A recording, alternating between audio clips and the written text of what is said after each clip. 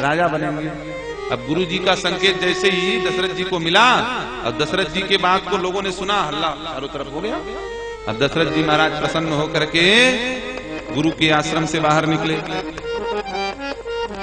अब बाहर निकल करके दशरथ जी ने सोचा, देखिए बहुत गलत अर्थ करते हैं कई लोग।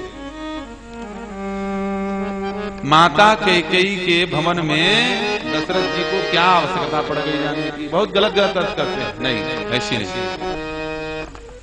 दशरथ जी महाराज ने सोचा कि यदि राम के राजा बनने में सबसे ज्यादा सुख किसी को होगा तो वो अम्बा कैकेयी को होगा, इसलिए कैकेयी जी को सबसे पहले सूचना सुना। सांझ समय सानंद निप गयो कैकेयी के महल की ओर आगे बढ़ने लगे। पूछा दासियों से महाराज ने, कैकेयी कहाँ है? कोप भवन में। जैसे कोप भवन सुना, आंख पर कपने लग गया। अचानक किस बात से कोप? मन ही मन सोच रहे हैं, मैंने कैकेयी से बिना पूछे राम को राजा बनाने का निर्णय ले लिया।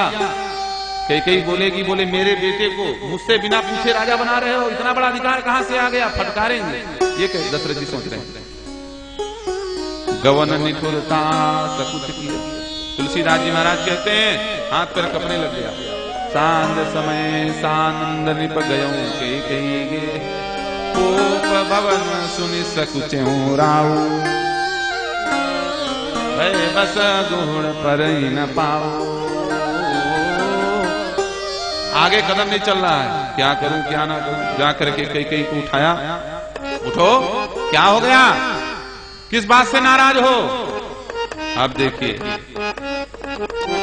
ज्यादा प्रेम में या फिर अधिक कहीं पर बोलने के चक्कर में मामला बिगड़ जाता है। दशरथ जी ने क्या कह दिया, हे कैकेयी तू किस बात पर कुपित है?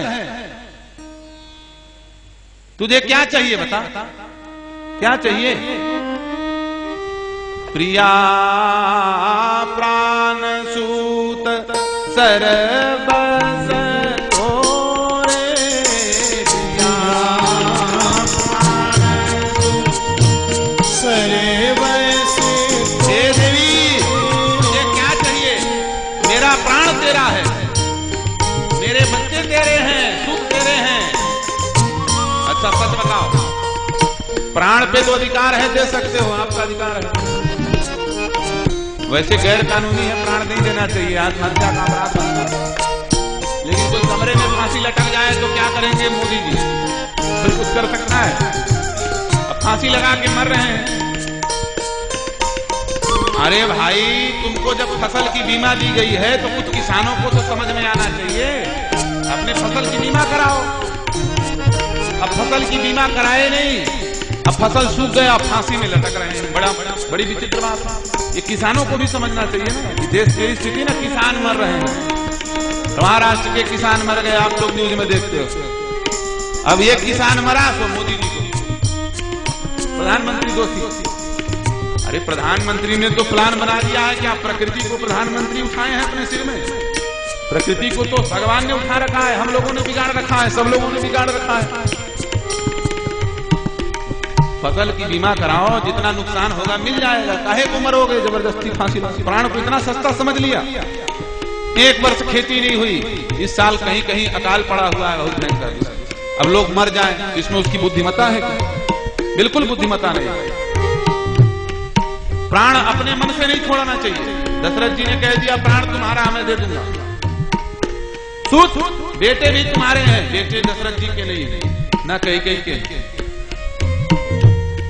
क्योंकि पहले घोषणा हो चुकी है, तुम मुनि पिता आन नहीं को। ये बड़े बड़े महर्षि जो हैं, इनके ये पुत्र हैं, धर्म के पुत्र हैं, उनके लिए राम का प्राकट्य हुआ है। केवल कैकेयी और दशरथ का अधिकार नहीं है। तीसरी बात तो इतनी भयंकर कह दी, इस बात पर भरत जी महाराज को बड़ा अफसोस हुआ। बाद में उसकी चर्चा बाद में करेंगे। क्या कह दिया? सर्वस तोरे। सर्वस, सर्वस माने जितने हैं। कौन कौन? परिजन प्रजा सकल बस तोरे, प्रियासान सुत सर्वस मोरे। परिजन प्रजा, ये प्रजा भी तुम्हारे लिए समर्पित है। अब हमारे देश के मंत्री जावे, प्रधानमंत्री जी, और अमेरिका में जाके बराक ओबामा को गीता देवे तो ठीक है, ये तो अच्छी बात है। लेकिन वहां जाकर के जितने देश में रहने वाले हैं उनके सारे लोगों की मकान की रजिस्ट्री दे आवे, कभी गड़बड़ हो जाएगा कि नहीं हो जाएगा? गलत है कि नहीं? उसको देने का अधिकार नहीं है। वहां हस्ताक्षर करके आ जाओ, आज से संपूर्ण भारतवासी आपके सेवक हैं, गलत हो जाएगा कि नहीं हो जाएगा? प्रजा के ऊपर कोई अधिकार नहीं, प्रजा की व्यवस्था के लिए अधिकार होता है। दशरथ जी क्या कह रहे हैं? परिजन प्रजा सकल बस तोरे, ये तुम्हारे वशीभूत हैं, जो चाहो कर लो। अब मान लो कैकेयी कह देती कि पूरे अयोध्या वासियों को खड़े करके गोली मार दो, गला काट दो, तब क्या होता? ऐसा बोलना चाहिए? प्रजा के ऊपर केवल राजा का अधिकार, अब वो भी उनकी सेवा करने के लिए अधिकार, शोषण करने के लिए अधिकार नहीं होता। कैकेयी ने कहा, बोले ना हमको प्रजा चाहिए, ना हमको सर्वस्व चाहिए, ना तुम्हारे परिजन चाहिए। इन दो चीजों में से आपने बताया है, उनमें से मुझे केवल दो चीज चाहिए, प्रिया प्राण सुत। पहले 2 नंबर की चीज दे दो, एक प्राण दे दो, दूसरा पुत्र दे दो। कौन? राम। क्या करोगी? बोले मैं उसको बनाऊंगी। क्या बनाऊंगी?